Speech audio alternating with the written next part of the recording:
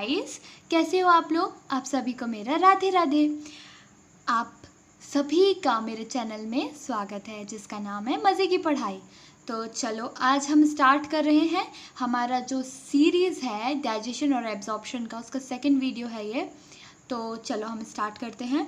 और इस टॉपिक जो हम स्टार्ट करने जा रहे हैं उसमें हम बेसिकली सारी प्रोसेसेस पढ़ने वाले हैं after all the digestions. Okay, जब सारे कन्वर्जन्स हो जाते हैं प्रोएंजाइम्स वगैरह के तो क्या होता है, जैसे कि एब्जॉर्प्शन होता है। ठीक है, तो चलो स्टार्ट करते हैं। तो हमारा जो फर्स्ट टॉपिक है जो वो है एब्जॉर्प्शन। एब्जॉर्प्शन में क्या होता है कि जो न्यूट्रिएंट्स रहते हैं, है ना, हमने खाना खाया वो स्टमक में गया, स्टमक से कहाँ जाता है, फिर इंटेस्टाइन्स में जाता है ना। तो धीरे धीरे करके डाइजेशन हुआ जिसको हमने पूरा अच्छे तरीके से रिएक्शन वाइज कैसे कैसे हुआ सब कुछ पढ़ा था। तो आफ्टर दिस प्रोसेस म्यूकोसा एक लेयर होती है। म्यूकोसा एक लेयर होती है, इस लेयर के थ्रू ये जो न्यूट्रिएंट्स होते हैं वो ब्लड और लिम्स के अंदर जाते हैं। ठीक है, after going these layers they goes into the blood and the limbs. Okay, now हमारे पास में जो ये है कि कौन कौन से ऐसे न्यूट्रिएंट्स होते हैं जो एब्जॉर्ब होते हैं, वो हैं amino acids, monosaccharides, fatty acids, glycerols, salt, vitamins and water. तो हम इन सभी का देखेंगे कि कैसे कैसे ये सभी एब्जॉर्ब होते हैं इन सभी का। ओके, सीरीज़ वाइज चलेंगे अच्छे से। और एक बात बता दूं आपको, it is very important for NEET. Okay, बहुत अच्छे से आप ध्यान रखिएगा।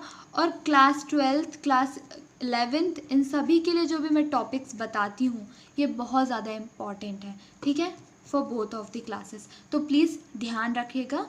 चलो हम स्टार्ट करते जल्दी से। ओके, इससे पहले कि हम आगे बढ़े मैं आपको ये बता दूं कि हमारा जो 90% ऑफ जितने भी न्यूट्रिएंट होते हैं वो सभी स्मॉल इंटेस्टाइन्स में एब्जॉर्ब होते हैं और अप्रॉक्सीमेटली 10% जो होते हैं वो स्टमक और लार्ज इंटेस्टाइन में ही एब्जॉर्ब होते हैं। तो ये है दिमाग लगाने वाली बात कि स्मॉल इंटेस्टाइन में ही मोस्टली न्यूट्रिएंट्स हमारे जो हैं वो ज़्यादातर एब्जॉर्ब हो रहे हैं। ठीक है, फिर हम पढ़ रहे हैं कि मेथड कौन कौन सी हम अप्लाई करते हैं कि एब्जॉर्प्शन के लिए। तो मोड ऑफ एब्जॉर्प्शन है हमारे पास में simple diffusion, osmosis, facilitate transportation और एक्टिव ट्रांसपोर्टेशन। इसमें मैं ऑस्मोसिस के लिए एक बात बता दूं, आपने पहले भी केमिस्ट्री में पढ़ा है ऑस्मोसिस का, रिवर्स ऑस्मोसिस वगैरह, फिल्ट्रेशन की जो प्रोसेस होती है उसमें। तो बेसिकली किससे रिलेशन रख रहा है, फिल्ट्रेशन, ये सारी चीज़ें किससे रिलेशन रख रही है, वाटर से। तो जो वाटर का एब्जॉर्प्शन होता है उसी में इसका यूज़ होता है। मैंने इसमें लिखा भी है कि कौन कौन से न्यूट्रिएंट्स किस किस मेथड से होते हैं, पर ये हम एंड में पढ़ने वाले हैं। ठीक है, कि कैसे होता है, यहाँ पे मैंने लिख रखा है सारा कि कैसे कैसे होता है। ठीक है, यानी फैटी एसिड्स का होता है, वाटर सॉल्युबल विटामिन्स का होता है ना, और सॉल्ट्स का होता है ना। ऑस्मोसिस जो होता है उसमें वाटर का एब्जॉर्प्शन होता है। और फैसिलिटेट ट्रांसपोर्टेशन से कार्बोहाइड्रेट और अमीनो एसिड्स का होता है, और एक्टिव ट्रांसपोर्ट से भी कार्बोहाइड्रेट और अमीनो एसिड्स का होता है, पर इलेक्ट्रोलाइट्स भी उसमें लिस्ट में शामिल है। तो ये कैसे कैसे होता है मैं थोड़ा डीप में बता रही हूँ आपको, और ज़्यादा डीप नहीं होगा, आप आराम से समझ लेंगे। तो चलो स्टार्ट करते हैं। तो हमारा जो फर्स्ट है न्यूट्रिएंट उसका नाम है कार्बोहाइड्रेट्स। कार्बोहाइड्रेट्स जितने भी होते हैं वो एब्जॉर्ब होते हैं as a monosaccharide in stomach और जिजेनम। ठीक है, जिजेनम क्या है, स्मॉल इंटेस्टाइन का एक पार्ट है। तो जो मोनोसैकेराइड्स होते हैं, ठीक है, यानी कि एक सैकेराइड वाला, तो वो कौन कौन से होते हैं हमारे, fructose, galactose and glucose. Fructose जो होता है वो फैसिलिटेट से होता है एब्जॉर्ब, और गैलेक्टोज और ग्लूकोज जो रहता है वो एक्टिव ट्रांसपोर्टेशन से होता है। एक्टिव मतलब कि बहुत ज़्यादा वो फुर्तीला है। तो दैट्स वाई ये वाली जो प्रोसेस होती है ये बहुत रैपिड होती है। ओके, बहुत रैपिड होती है, यानी कि फ्यू सेकंड्स की होती है ये। ठीक है, अराउंड 2 सेकंड्स में ये कंप्लीट हो जाती है। ठीक है, तो ये इस टाइप की होती है। हाँ, और फिर उसके बाद जो हम सेकंड टॉपिक पढ़ रहे हैं उसमें आता है अमीनो एसिड्स। ठीक है, अमीनो एसिड्स जो होते हैं वो बेसिकली एक्टिव ट्रांसपोर्टेशन से होते हैं, और कुछ कुछ होते हैं वो फैसिलिटेट ट्रांसपोर्टेशन से भी एब्जॉर्ब हो जाते हैं, ठीक है। इनका ये जो प्रोसेस होती है एब्जॉर्प्शन की, वो मेनली कहाँ पर होती है, ड्यूडेनम में और जेजैनम में। देख सकते हो कि ये सभी क्या है, स्मॉल इंटेस्टाइन में होता है, ठीक है। तो ये सारी चीज़ें कहाँ हो रही हैं, स्मॉल इंटेस्टाइन में ही हो रही हैं, ठीक है। ये सारा काम हो रहा है। अराउंड 92 to 98% जो अमीनो एसिड्स होते हैं वो कहाँ एब्जॉर्ब होते हैं, एमिनो एसिड्स के अंदर होते हैं, ठीक है। ओके, नाउ हमारे पास में जो सेकंड होता है वो है फैटी एसिड्स, ठीक है।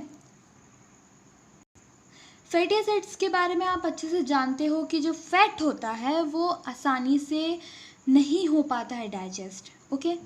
तो एंड में हमारे पास में क्या बच रहा था, फैट का जो हमने डाइजेस्ट किया था कि हर स्टेप पे फैटी एसिड निकलता है। अगर आपको ये सारा जो डाउट आ रहा है ना अगर इस टॉपिक में कि मैंने कैसे किया था, तो इसका वीडियो आप देख सकते हैं, मैंने डाल रखा है, link is in the description box, तो आप चेक कर सकते हो, ठीक है। तो कैसे होता है, जो फैटी एसिड्स, क्रिस्टॉल्स और फैट सॉल्युबल विटामिन्स होते हैं, ठीक है, इनका एब्जॉर्प्शन होता है। कैसे होता है आप जानते हैं, देखो फैटी एसिड्स रहते हैं, ठीक है, और ग्लिसरॉल होता है ना। फैटी एसिड और ग्लिसरॉल रहता है, ये इनसॉल्युबल होते हैं। कैसे होते हैं, इनसॉल्युबल इन वाटर, ठीक है। यानी कि फैटी एसिड्स प्लस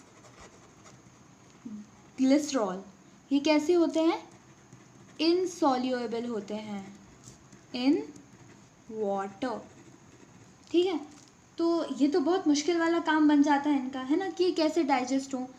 तो ये क्या करते हैं ना कि जब ये स्मॉल इंटेस्टाइन में जाते हैं, जैसे ही ये स्मॉल इंटेस्टाइन के अंदर जाते हैं, तो स्मॉल इंटेस्टाइन में हमारे पास में सेल्स होती हैं। कौन सी वाली सेल्स होती हैं,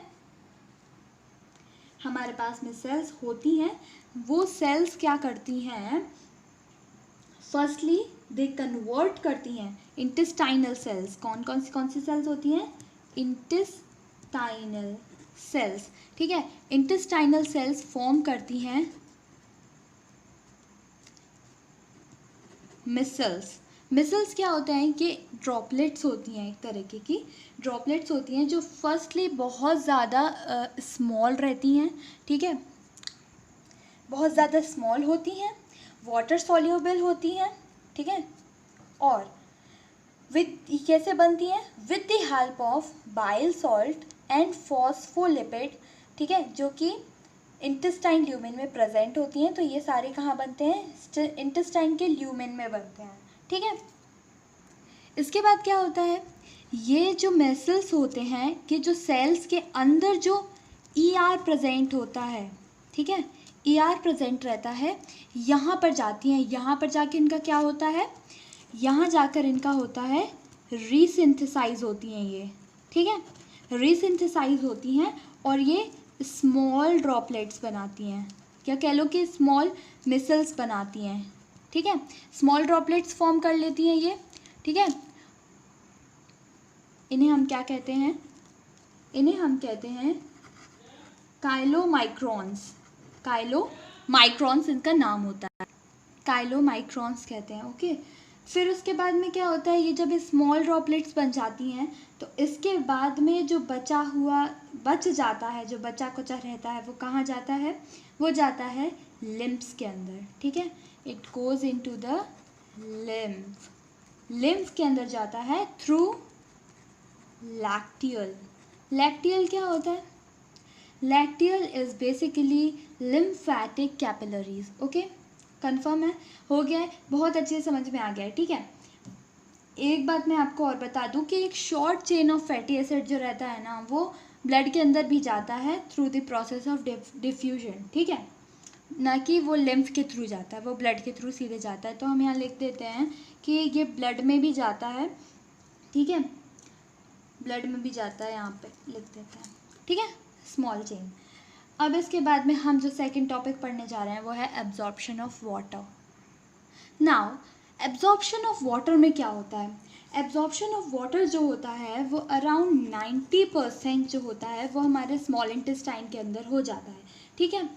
फिर उसके बाद में ब्लड में कैसे जाता है, स्मॉल इंटेस्टाइन के अंदर फिंगर लाइक प्रोजेक्शंस होते हैं विलीज। विलीज जो होते हैं वो प्रेजेंट होते हैं, वो एब्जॉर्ब करते हैं वाटर को और इसे हमारे ब्लड स्ट्रीम में डाल देते हैं, ठीक है। फिर उसके बाद में जो हमारे एपिथेलियल सेल्स जो रहते हैं, ठीक है, वो क्या करती हैं, इसके अंदर क्या होता है, एपिथेलियल सेल्स होती हैं, ठीक है। ये जो एपिथेलियल सेल्स होती है ना हमारी, तो ये कौन सी प्रोसेस अपनाती हैं, ये अपनाती हैं प्रोसेस ऑस्मोसिस की, ठीक है, ताकि ये सभी कहाँ चला जाए, ब्लड के अंदर वाटर चला जाए, ठीक है। फिर ये जो ब्लड रहता है ये ऑस्मोटिक बैलेंस को मेंटेन करना होता है, ठीक है, इसका भी तो काम बहुत ज़रूरी है। तो जो भी हमारे पास में इलेक्ट्रोलाइट्स होते हैं, ठीक है, इलेक्ट्रोलाइट्स, उनका क्या काम होता है, ताकि ये क्या कर सके, ऑस्मोटिक बैलेंस को मेंटेन करके रख सकें, ठीक है। इससे ज़्यादा इसमें आपको पढ़ने की कुछ भी ज़रूरत नहीं है, ठीक है। तो हम नेक्स्ट टॉपिक को टच करने वाले हैं जिसका नाम है सॉल्ट। सॉल्ट कह सकते हो या इलेक्ट्रोलाइट्स कह सकते हो, ठीक है, इलेक्ट्रोलाइट्स। सॉल्ट और इलेक्ट्रोलाइट्स में जैसे मैं एक एग्जांपल ले लेती हूँ सोडियम का, ठीक है। सोडियम जो रहता है उसका इन और आउट होता रहता है हमारे एपिथेलियल सेल्स के अंदर होता रहता है, ठीक है। और ये इन और आउट की प्रोसेस जो चलती रहती है ना, तो इसमें हमारी कौन सी सेल्स काम करती हैं, म्यूकोसल सेल्स। ये सेल्स जो होती हैं ये कौन सी प्रोसेस अपनाती हैं, एक्टिव ट्रांसपोर्टेशन की प्रोसेस को अपनाते हैं ये, ठीक है। फिर उसके बाद में कुछ अलग अलग जो हमारे आयन्स होते हैं जैसे कि कैल्शियम हो गया, पोटेशियम हो गया, मैग्नीशियम हो गया, ठीक है, सोडियम हो गया, आयरन हो गया, तो ये जो सारे होते हैं ना ये कौन सी प्रोसेस अपनाते हैं, एक्टिव ट्रांसपोर्टेशन की प्रोसेस को अपनाते हैं, ठीक है। कैल्शियम जो होता है ये एनहेंस होता है बाय विटामिन डी, ठीक है। और एक और होता है हमारा पैराथॉर्मोन, ठीक है, ये हमारा कहाँ से रिलीज होता है हार्मोन, पैराथायराइड ग्लैंड से, ठीक है। क्लोरीन जो होता है, क्लोरीन, ठीक है, वो एब्जॉर्ब होता है by the process of diffusion. तो ये मैं आपको कुछ कुछ ऐसे एग्जाम्पल दे रही हूँ, है ना, ये भी एक्टिव ट्रांसपोर्टेशन से होता है क्लोरीन हमारा, ठीक है। अब इसके बाद क्या होता है, जो हमारे सॉल्ट होते हैं, ठीक है, वो हमारे ब्लड कैपिलरीज के अंदर डायरेक्टली चले जाते हैं, बट मोस्ट ऑफ द जो आयंस रहते हैं वो एक्टिवली एब्जॉर्ब होते हैं थ्रू स्मॉल इंटेस्टाइन, ये तो हम यहाँ पे समझ चुके हैं।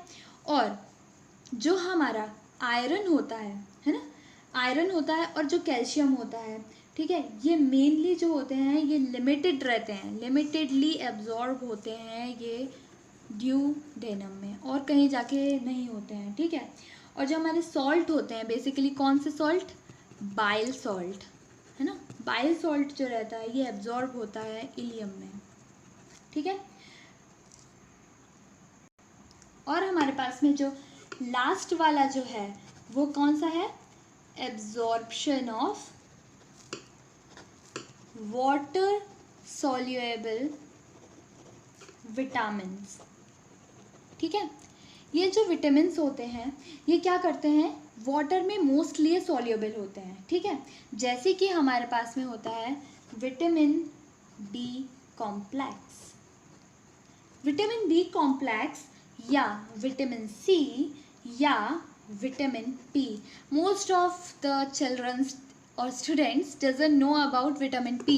विटामिन पी का जो काम होता है वो होता है रेजिस्टेंस करना, किसको, ब्लड की जो कैपिलरीज रहती हैं, ब्लड की जो कैपिलरीज होती हैं उनकी वॉल्स को रेजिस्टेंस देना, ठीक है, उन्हें मजबूत बनाना एक तरीके से, तो ये काम होता है विटामिन पी का, ठीक है।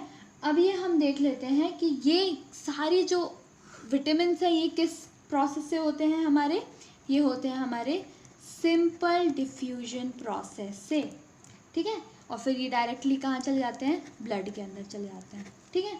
फिर उसके बाद क्या होता है ना कि जो हमारा एक बहुत ज़्यादा इम्पॉर्टेंट है, ये हमने पहले भी पढ़ा हुआ है, विटामिन B12 हमारे पास में इसके लिए एक अलग से कह सकते हैं कि स्टमक प्रोड्यूस करता है, दैट इज़ कैस्टल्स इंट्रिंसिक फैक्टर, ये किस लिए प्रोड्यूस होता है? ताकि ये विटामिन B12 को रीएब्जॉर्ब कर सके, ठीक है, इसी के लिए होता है, ठीक है। और इसका मेनली जो एब्जॉर्प्शन होता है वो होता है इलियम के अंदर, ठीक है। तो यहाँ पे सारी चीज़ें एंड हो जाती हैं, ठीक है। आई होप कि आपको ये वीडियो बहुत ज़्यादा यूज़फुल लगी होगी। अगर लगी हो तो प्लीज़ मेरे चैनल को लाइक कर दो, शेयर कर दो और प्लीज़ सब्सक्राइब कर दो। और अगर आपको कोई भी तरह का, किसी भी तरह का डाउट हो रहा हो तो प्लीज़ आप मेरे को कमेंट सेक्शन में पूछिए, मैं आपको हर एक क्वेश्चन का आपका आंसर करूँगी। ओके, मुझे लगता है कि आपको मज़े की पढ़ाई में बहुत मज़ा आया होगा। तो चलो चलते हैं, नेक्स्ट वीडियो आपकी जल्द ही आने वाली है, प्लीज़ आप देखिएगा। और अगर आपको इन सभी चीज़ों का नोट्स चाहिए है तो आप मेरे को कमेंट सेक्शन में बोल सकते हैं, मैं आपको ज़रूर प्रोवाइड कर दूँगी। Thanks for watching. Radhe Radhe.